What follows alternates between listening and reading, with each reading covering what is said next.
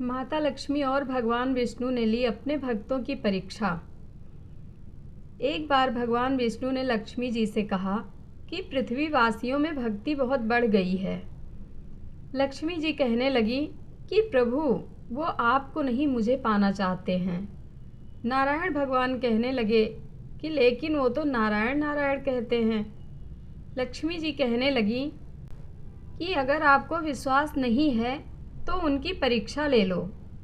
भगवान नारायण एक संत का रूप धारण करके एक नगर के सेठ के पास पहुँचे और उनसे कहने लगे कि मैं कथा सत्संग करना चाहता हूँ। सेठ ने उनके रहने, खाने पीने और कथा करने का पूरा प्रबंध कर दिया। पहले दिन थोड़े ही लोग कथा सुनने आए। दूसरे दिन भक्तों की संख्या बढ़ने लगी। संत जी के कथा की प्रसिद्धि हुई तो तीसरे दिन बहुत भीड़ बढ़ गई। अब माता लक्ष्मी विचार करने लगी कि अब मुझे भी चलकर देखना चाहिए।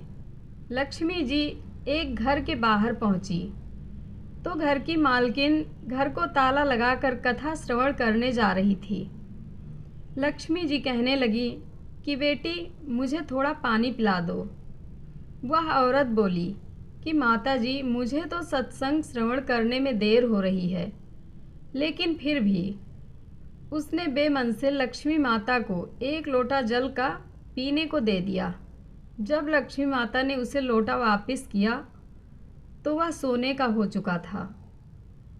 सोने का लोटा देखकर वह औरत उत्साहित होकर कहती है, माता जी, आपको भूख भी लगी होगी, खाने को कुछ लाती हूँ। उसके मन में चल रहा था कि खाने की प्लेट, कटोरी, चम्मच भी सोने का हो जाएगा।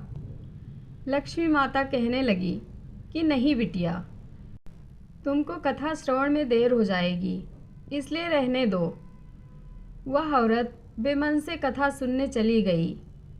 वहाँ जाकर उसने चमत्कारी बुढ़िया के बारे में सब औरतों को बता दिया। धीरे धीरे बहुत सी औरतें चलते सत्संग में माता जी के दर्शन करने उठकर चली गई। माता जी जिसके घर में भोजन करती, जल पीती, उसके बर्तन सोने के हो जाते। माता जी की प्रसिद्धि बढ़ गई और भगवान विष्णु, जो कथाकार के रूप में धरती पर आए थे, उनकी कथा सुनने वालों की संख्या कम होती गई। भगवान ने यजमान से पूछा कि अब कथा सुनने में कम लोग क्यों आते हैं।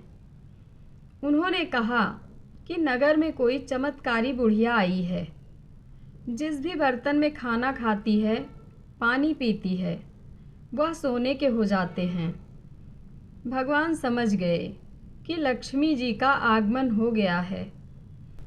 अब जिस सेठ ने विष्णु जी के रहने, खाने और कथा की व्यवस्था की थी, वह भी चमत्कारी माता जी के पास पहुँचे और कहने लगे कि आप मेरे घर पर क्यों नहीं पधारी।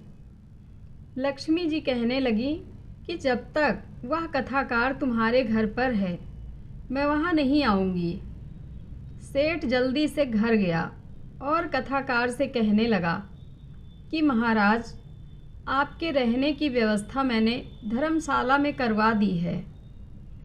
कथाकार कहने लगे कि अब तो कथा के कुछ दिन ही शेष रह गए हैं, फिर आपने मेरी व्यवस्था धर्मशाला में क्यों करवा दी। सेठ कहने लगा कि मेरे घर में आपसे भी कोई खास रहने आने वाला है। लक्ष्मी जी उस सेठ के पीछे पीछे ही उसके घर पर आ गई थी। वह सेठ से कहने लगी कि मुझे इस कथाकार से कोई ज़रूरी बात करनी है, कृपया आप बाहर जाएं। सेठ के बाहर जाते ही लक्ष्मी जी कहने लगी कि क्यों प्रभु, मैंने क्या कहा था। यह भक्ति आपको पाने की नहीं, मुझे पाने के लिए कर रहे हैं। भगवान कहने लगे कि लक्ष्मी, माना कि तुम उचित कह रही हो, लेकिन तुम यहाँ पर तब आई जब मैं नारायण संत के रूप में जहाँ पधारा और जहाँ संत कथा करते हैं, धार्मिक अनुष्ठान होते हैं, वहाँ लक्ष्मी स्वतः चली आती हैं। भगवान विष्णु अपने धाम वापस लौट गए।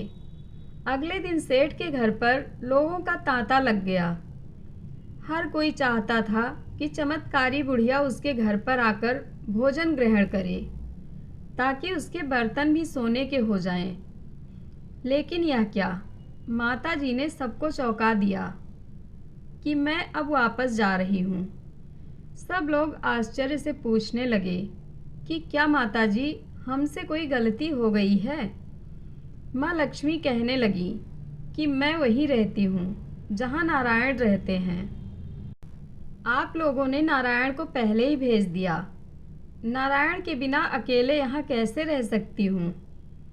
इतना कहकर लक्ष्मी जी भी अपने धाम चली गईं। अगर माँ लक्ष्मी की कृपा प्राप्त करनी है तो नारायण की भी भक्ति करें।